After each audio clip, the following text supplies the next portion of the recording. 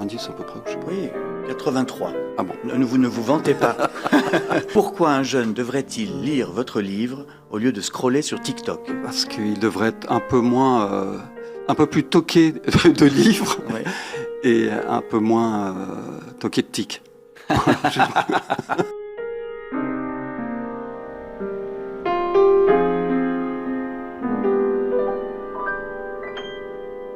Bonsoir tout le monde, je suis extrêmement heureux de recevoir Fabrice Guignot ce soir, qui tenait en cette rentrée à publier un livre. mais alors, on connaît depuis longtemps comme critique littéraire à Elle, à Marie-Claire, aujourd'hui vous êtes à Transfuge. Mais moi ce livre, je l'aurais peut-être intitulé Un chef-d'œuvre. Je considère que c'est un des plus beaux livres que j'ai lus cette année. Vous m'avez vraiment épaté, Fabrice. C'est un livre bouleversant, très surprenant, venant de vous surtout, parce que vous aviez un peu, voilà, une réputation de dandy désinvolte, et là vous abordez un sujet extrêmement grave. C'est vraiment l'histoire d'un livre. C'est absolument l'histoire d'un livre, puisque il s'agit, au centre de cette histoire, il s'agit de l'histoire de Primo Levi, qui En photo, là. qui est en photo jeune, donc avant Auschwitz, qui à l'infirmerie d'Auschwitz où il était hospitalisé parce qu'il avait la scarlatine, ne savait pas s'il allait être exécuté ou pas lorsque les SS ont décidé d'évacuer Auschwitz à l'arrivée des troupes russes qui étaient assez proches d'Auschwitz. Donc ils ont décidé d'évacuer tous les survivants qui étaient en état de marcher. Quant à ceux qui étaient à l'infirmerie, qui étaient donc très malades, etc., le doute planait. On ne savait pas si, parmi eux, ils ne savaient pas ce qui allait se passer. Le bruit courait que les SS ne laisseraient pas de survivants comme ils faisaient toujours. Il se trouve que un déporté un médecin grec qui allait partir donc dans ces fameuses marches qu'on a appelées les marches de la mort, lui a tendu un livre sur son lit d'hôpital, c'est même d'infirmerie, c'était pas un lit, c'était une paillasse, quelque chose comme ça. Et c'était le livre d'un certain Roger Vercel, qui a été très connu avant-guerre, entre les années 20 et 40, notamment pour avoir eu le prix Goncourt en 1934 pour Capitaine Conan, qui était devenu un film de Tavernier. Et ensuite, Remorque, qu'il a publié un an ou deux plus tard, et qui est devenu un film aussi très célèbre avec Jean Gabin et Michel Morgan. Alors donc, Primo Levi a été arrêté en février 1944. Il a passé presque un an à Auschwitz jusqu'en janvier 1945. Et là, s'il a survécu, c'est en grande partie grâce à ce livre, Remorque, de Roger Vercel, publié en 1935. Il s'accroche à ce livre, en fait, et qui est l'histoire d'un naufrage. C'est ça qui est surprenant, c'est qu'il a été sauvé par un bouquin sur une noyade, sur un bateau qui coule au large de Brest. Oui, je suis absolument persuadé que lorsqu'il a pris ce livre, qui était comme pour lui un cadeau du ciel quand même, parce que évidemment la littérature a été interdite et il n'y avait aucun livre. Mais quand il a commencé ce livre, notamment avec la première phrase d'Incipit, l'ouragan cernait la chambre, effectivement, lui, il était dans une chambrée, dans une salle d'infirmerie, et il y avait un mouroir, on peut dire. Un mouroir, c'était un mouroir. Tous les malades crevaient autour de lui. Voilà. Donc il avait la chance de parler le français, et il s'est agrippé à ce livre comme on s'agrippe à une bouée de sauvetage ou à un radeau de survie. Et je ne peux pas dire que c'est ce livre, Remorque, qui lui a sauvé la vie, mais ça lui a permis de survivre. C'est lui qui le dit, parce que lui en a parlé. Il a écrit dans Si c'est un homme, à propos de cette... Il dit que c'est un livre, en tout cas, qui a eu une importance capitale dans sa vie, parce qu'effectivement, peut-être qu'il serait laissé, sans doute... il avait la scarlatine, il avait beaucoup de fièvre, il n'y avait plus de médicaments, évidemment, il n'y avait plus d'eau lorsque les SS ont quitté le camp, il n'y avait rien, enfin, c'était épouvantable. Ils mouraient tous dans sa chambrée, ils mouraient tous les uns après les autres. Et lui a résisté, il a lu le livre lorsqu'il ne savait pas s'il allait être exécuté. En plus, ça lui a permis, il s'est plongé dans ce livre comme un bouclier, quelque chose qui lui permettait de résister. Et il a fini à l'aube ou quelques heures après que le camp était Et, absolument désert, il n'y avait plus ouais. personne. Il avait ce livre, il a tellement aimé Remorque aussi pour des raisons évidemment symboliques, hein, parce que Oui, parce que qu'il l'a emporté oui. avec lui il est retourné en Italie quelques semaines plus tard. Il a emporté ce livre, il l'a toujours eu chez lui, il l'a gardé, conservé. Donc, en gros, c'est aussi un livre sur comment la littérature peut être une bouée de sauvetage, une manière surmonter les épreuves, les pires de l'enfer sur Oui, Terre. absolument. Vous parlez assez bien d'ailleurs de la lecture vous-même. Je vais vous demander de lire un passage parce que à la fin de cette émission, souvent je dis, enfin même presque tout le temps, je dis lisez des livres, sinon vous allez mourir idiot. Mais vous dites la même chose un peu mieux que moi. Sans doute. Là, c'est là où j'ai entouré. Je ne connais rien de plus actif et de plus stimulant que la lecture. J'ai cherché pourtant. Je n'ai pas trouvé d'équivalent. L'image, animée ou non, se vit passivement. La littérature vous installe au milieu de la scène, dans la pensée d'un autre, où tout se joue. À vous d'en être le metteur en scène, le chef d'orchestre. À vous d'imaginer à votre manière les 1000 subtilités d'interprétation possibles. Les mots formés de caractères étranges, si on les fixe 5 secondes, sont, à bien y réfléchir, plus mystérieux et chargés de jouissance que tous les algorithmes réunis pour nous envoyer sur Mars. Un voyage spatial a beau être un exploit technique, que pèse-t-il face à cette évidence? L'univers tout entier et sa complexité infinie se cachent dans certains chefs-d'œuvre de la littérature. Celle-ci est l'univers. La littérature, c'est l'univers. Ça, c'est important de le dire aux jeunes qui nous regardent peut-être un peu partout sur les plateformes. Là, Fabrice Guignot, il a écrit un livre très court. Il y a combien de pages? 90 à peu près, ou je sais pas. Oui, 83. Ah bon. Vous ne vous vantez pas. C'est extrêmement court, c'est facile à lire, c'est ultra sensible. Et alors, il y a un coup de théâtre final, une révélation à la fin du livre qu'on ne va pas spoiler ici, qui rend le livre, qui renverse complètement la perspective de ce livre. Tout est vrai, évidemment. C'est probablement, moi, la chute la plus étonnante que j'ai lue depuis Inconnu à cette adresse de Cressman Taylor, vous savez, ce livre de 1938. Alors, on spoile pas, mais c'est vraiment admirable. Qu'est-ce qu'on peut en dire sans spoiler? Que tout être humain a ses zones d'ombre, peut-être on peut dire ça, et parfois à la fois cruel et injustifiable. Ouais. Mais on peut aussi dire que, enfin, la littérature est pleine de surprises. Oui, la littérature est pleine de surprises, ça serait mieux. Ou bien que peut-être même le mal peut faire le bien. C'est très tordu quand même.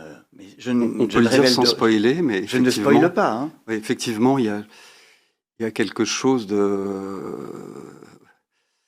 Il est un peu emmerdé parce qu'il ne veut pas raconter la fin. Ben non, je ne peux pas raconter la fin. Et c'est vrai que c'est très, très, très étonnant. Bon, disons... Je n'ai pas écrit pour la fin. Je ne l'ai pas du tout écrit pour la fin. Mais... Non, mais il y a cette surprise qui fait qu'on referme le livre en se disant, mon Dieu, mais l'univers est... Oui. L'univers est ironique, en fait. Voilà. Absolument. C'est peut-être ça, s'il y a une morale. Il n'y en a pas de morale, puisqu'à Auschwitz, la morale n'existait pas. Mais disons que, voilà, en enfer, quelquefois, un poison en enfer peut vous sauver. Ouais. Les choses s'inversent en enfer. Oui, peut-être. Bon, je ne dis rien. En tout cas, non, dites si vous voulez dire quelque chose, bien sûr. Ce que j'aime dans ce dernier chapitre, c'est de... Ah ben, je vais peut-être déjà expliquer, c'est de montrer, sans prendre parti, hein, la complexité de l'homme et de la création. Ce qui se cache derrière la création. En fait, c'est dans une époque où on simplifie tout, où on aime le bien, le mal, etc., il y a parfois des révélations étonnantes qui font que, effectivement, comme vous l'avez très bien dit, il y a un changement radical de perspective à la fin du livre. Il y a quelque chose qui se passe, mais effectivement, il faut pas en parler. Non, on n'en parle pas parce que ça gâcherait vraiment le plaisir de lecture. Alors, on passe au jeu devine tes citations. Je vais vous lire des phrases de vous, tirées de tous vos livres, et vous devez me dire dans quel livre vous avez écrit ceci. J'ai traversé beaucoup de vies, certaines étaient les miennes. Je pense que c'est dans une vie, un livre. La Non, vie la plus douce, à la vie la plus douce. 2022. Et d'ailleurs, Non, je c'est suis une pas. phrase d'un poète, Stanley Kunitz, Ah oui, que vous ouais, ouais. citez. Ouais, c'est vrai. Et comme vous n'avez presque écrit que des biographies, enfin des romans biographiques, des récits parlant de la vie des autres, je voulais savoir ce que vous avez préféré. C'est-à-dire écrire sur les autres ou écrire sur vous, puisque maintenant vous l'avez fait. Je dirais que j'ai préféré écrire sur moi. Et d'ailleurs, j'étais un petit peu, j'avais mis beaucoup, beaucoup de moi dans la vie la plus douce, qui m'a pris des années. Et j'étais un peu déçu parce que je pensais qu'il y Oui. aurait plus de réception. J'ai eu des très bons papiers, etc.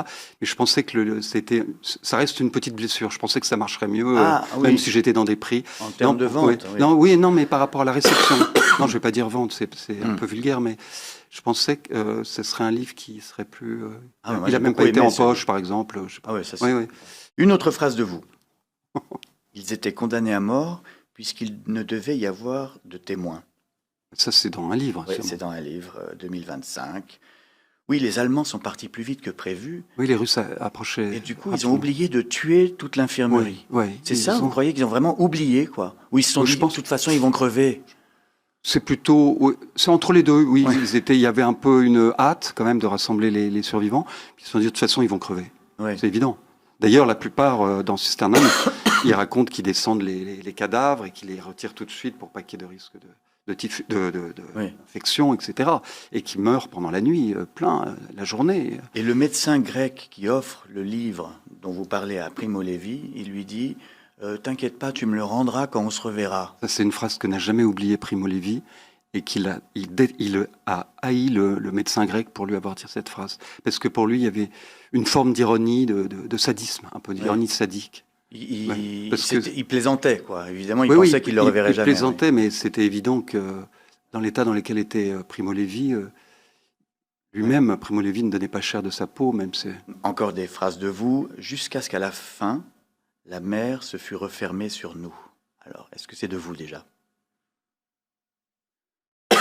Jusqu'à ce qu'à la fin, la mer se fût refermée sur nous. C'est très beau, alors ça doit pas être de moi. C'est pas de vous. Sinon- C'est le vers 142 de l'enfer Ah, de Dante. Oui, c'est bien que vous sûr. citez dans un livre. Oui. C'est le moment Ouais. de la noyade d'Ulysse. Oui. Et Primo Levi se récitait cette phrase à Auschwitz. Il était obsédé par Ouais, ouais. l'idée de naufrage, en fait. Oui, absolument. Ouais. Oui. Et c'est vrai il récitait ça notamment à Piccolo, le petit garçon là qui était survivant, et il lui récitait du Dante, et puis il n'avait pas oublié, comme certains déportés qui connaissaient Charlotte Delbo, elle a appris le Misanthrope par cœur. Enfin, c'est incroyable parce qu'on lui avait donné un exemplaire, elle l'a Oui.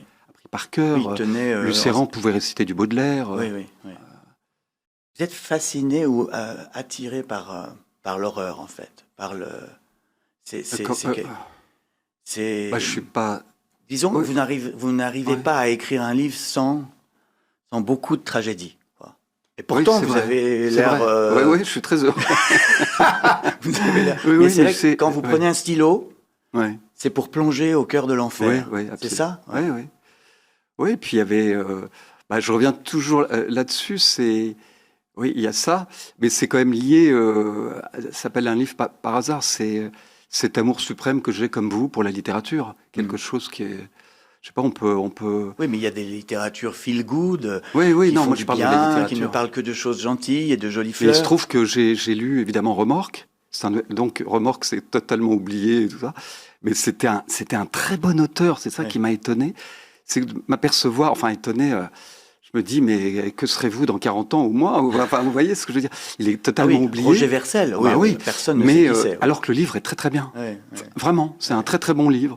Et je me dis, tiens, il y a des pépites comme ça qui disparaissent. Heureusement, il y a des éditeurs qui ressortent après, Ouais, des ouais. choses comme ça. Peut-être qu'après la sortie de votre livre, Arléa Albin va Michel. rééditer, ou Albin Michel, C'est Albin Michel. chez Albin, d'accord. Oui, c'est chez Albin. Un livre, donc, un livre Un livre. est très différent de tout ce que vous avez fait auparavant. Et pourtant, il y a une certaine cohérence dans vos choix. Pourquoi? Parce que, au fond, vous êtes toujours intéressé à des destins brisés. Je pense à Claudine Longet dans Aspen Terminus en 2010, Bobby Beausoleil en 2017, Vince Taylor en 2014. Vous aimez les personnes Les anges déchus.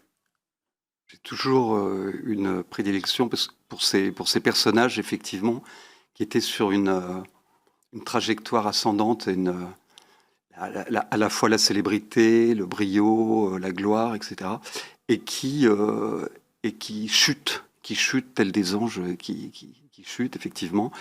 Et je pense que ça vient, c'est très psychanalytique ce que je vais dire, mais à la fois assez simple, bien sûr, parce que je me connais, que ça vient peut-être en partie de ma mère, que j'aimais beaucoup, et qui est morte assez jeune, et qui était une peintre très douée, et qui a choisi une voie, la voie sombre un peu du tragique.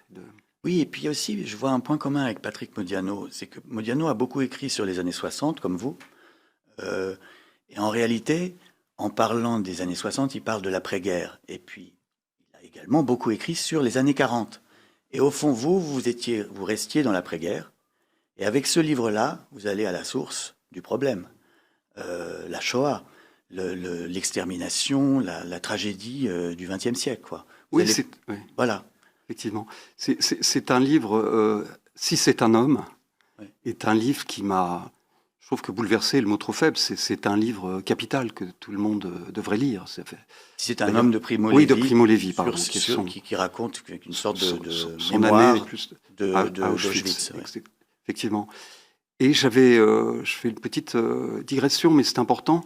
J'avais toujours, dans un coin de ma tête, j'avais noté les 2-3 phrases, il n'y en a pas plus, hein, Oui. où il parle de ce livre, Remorque de Roger Vercel, et comment ce livre lui a permis de tenir et de survivre.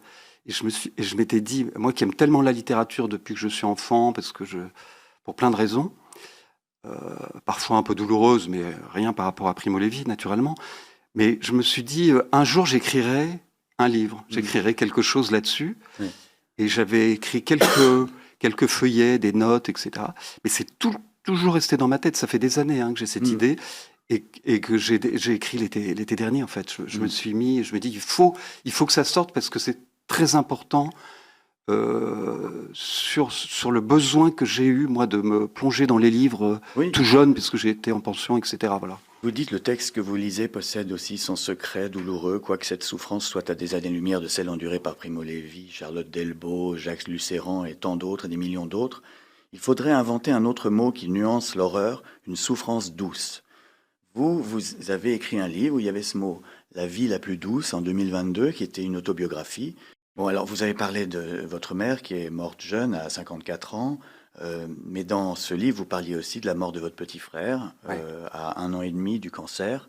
Évidemment, c'est peut-être la raison pour laquelle cette famille a été, comment dire, bien sûr, brisée, disloquée. Vos frères aînés sont devenus junkies, enfin... Mon frère aîné. Oui. Mais... je dis ça parce que c'est vous qui l'avez raconté. Hein. Moi, je ne rentre pas dans votre vie privée. Mais je pense que la mort est plutôt l'agonie de mon petit frère, parce qu'à l'époque, on ne soignait absolument pas les cancers, on en mourait, tout le monde en mourait, et surtout les enfants, ça allait très vite. Mais l'agonie qui était très plus que douloureuse de mon petit frère a été quelque chose qui a provoqué, beaucoup de... Pas de tension, mais c'était compliqué entre mes parents après, même s'ils se sont aimés follement. Et surtout ma mère, à partir de ce moment-là, même si elle a une fille après, qui est ma petite sœur, a un peu lâché la rampe. Oui, elle vivait toujours, elle vivait toujours dans le souvenir de la fin de son enfant. Et problème d'alcool, de Valium et tout ça, et d'où une mort jeune. Mais si je remue ce couteau dans votre plaie, c'est pas pour le plaisir sadique de vous faire mal, c'est parce que ça permet de comprendre votre itinéraire d'écrivain. Oui. C'est-à-dire que vous étiez toujours fasciné par des personnes qui avaient vécu des choses terribles, avec par exemple les égéries 60s, Marianne Faithfull, Anita Pallenberg. Non seulement elles vous rappelaient votre mère, parce que c'est la même époque, mais aussi elles se sont autodétruites aussi. Elles sont tombées dans la drogue et tout ça. Même si Marianne Faithfull est morte relativement âgée, elle a souffert ces 15 dernières années, c'était épouvantable. Elle était très malade, elle avait beaucoup de choses.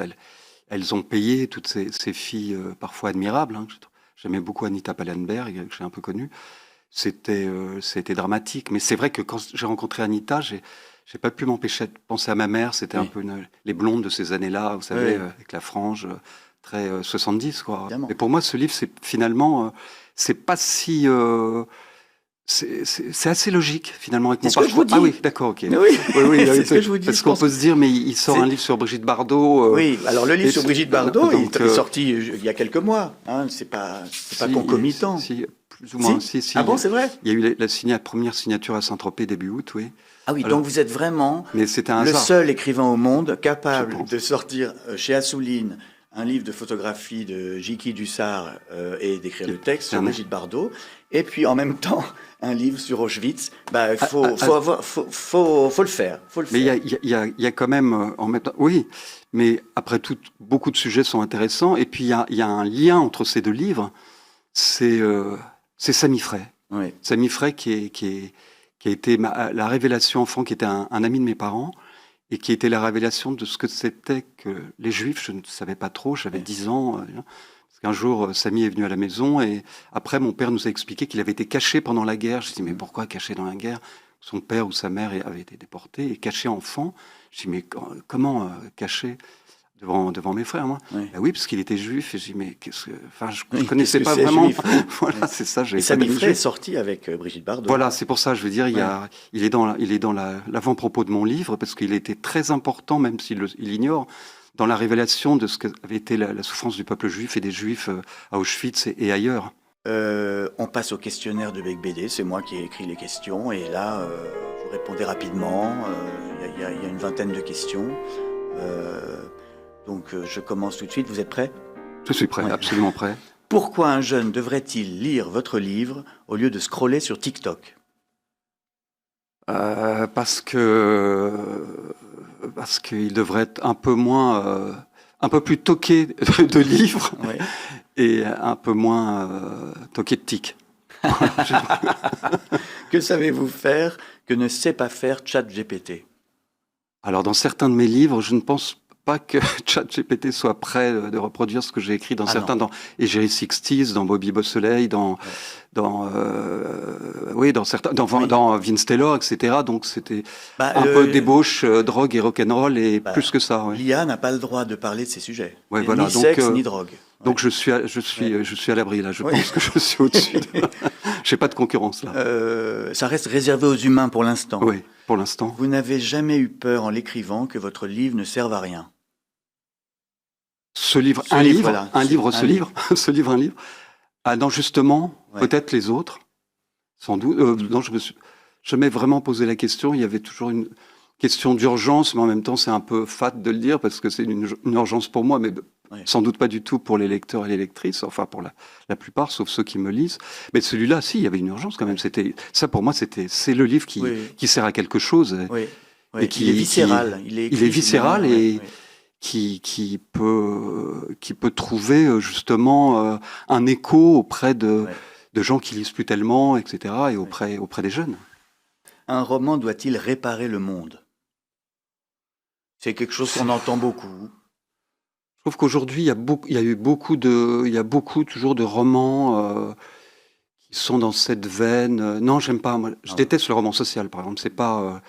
Je conçois que des gens aiment ça, mais j'ai besoin de lire un roman qui m'emmène beaucoup plus loin, d'un niveau plutôt universel que clairement.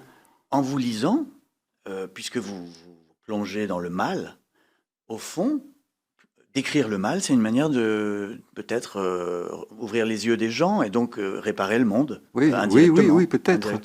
Oui, j'espère que ce livre pourra réparer l'envie de lire, en tout cas, l'envie de lire, de la lecture. Et puis évidemment, connaître pour ceux qui n'ont pas connu l'enfer sur Terre qu'a vécu Primo Levi. Quel est votre chef-d'œuvre? J'en ai aucun. Celui qui... non. Moi, je pense que c'est celui-là. C'est prétentieux pour moi de le dire, je sais pas, je peux pas répondre. C'est vrai que quand j'ai terminé ce livre et que je me suis dit, il y a un truc, je sais pas comment expliquer, effectivement. Je vais vous le dire, c'est la densité. C'est que ces 80 pages, elle pourrait en faire 500, mais je voulais pas. Vous avez fait comme un grand chef qui réduit, et on est au cœur de... Oui. Chaque mot est nécessaire. Ah oui, oui, oui, j'ai émondé, j'ai élagué, j'ai fait des petits paragraphes. Je voulais que ce soit lisible un peu comme ça. Presque un poème en prose, il y avait quelque chose de ça. Et quand je l'ai envoyé à Anne Bourguignon, qui allait devenir mon éditrice, on n'avait jamais travaillé ensemble, ça m'a fait plaisir parce elle m'a tout de suite répondu. Elle l'a lu, on met 1 heure à lire, ou 1 heure et demie, je sais pas, 1 heure. Et elle m'a tout de suite appelé ou envoyé un mail, je sais plus vraiment, mais enfin en me disant qu'elle souhaitait le publier. C'était pour moi un truc extraordinaire, cette réaction, parce que j'avais l'impression qu'il se passait quelque chose au fond de moi-même et avec ce livre, quoi. C'est vrai. Et puis enfin, la question Fahrenheit 451 de notre monteur Pierre-Henri. Si les livres étaient interdits, Oui. quel livre seriez-vous prêt à apprendre par cœur pour le garder, le sauver? Sans aucun problème, de loin, Les Fleurs du Mal, Ah oui. de Baudelaire. Ouais, ouais. Ouais. Oui, Je n'apprendrai pas un roman par cœur, même. Il y en a que oui, je vénère. Mais j'apprendrai des poèmes, et puis pour moi, l'insurpassable, ça a toujours été, c'est ouais. pas Rimbaud ou d'autres, c'est Baudelaire, c'est Oui. du sublime à l'état D'accord. Et en plus, Les Fleurs du stratosphérique. Mal, c'est tellement riche Oui, qu'on ne peut il y a jamais tout. s'ennuyer. Oui, parce qu'il y a tout, il aborde tous les thèmes en Oui, plus. oui. Et puis, ça vous plaît parce qu'il y a du sexe, de la drogue, du vin. Pourquoi vous parlez de la drogue? Bon, merci beaucoup, Fabrice Guignot, d'être venu dans cette séance de torture. C'était une Et- torture et, bien douce et bien agréable. J'ordonne donc à tout le monde de se précipiter sur un livre publié aux éditions Arléa. Abonnez-vous à notre chaîne YouTube, bien sûr, en cliquant sur s'abonner. Ça vous permet de recevoir les prochaines conversations et tout ça. Ça, c'est important. Et puis, n'oubliez pas, lisez des livres, sinon vous mourrez idiot.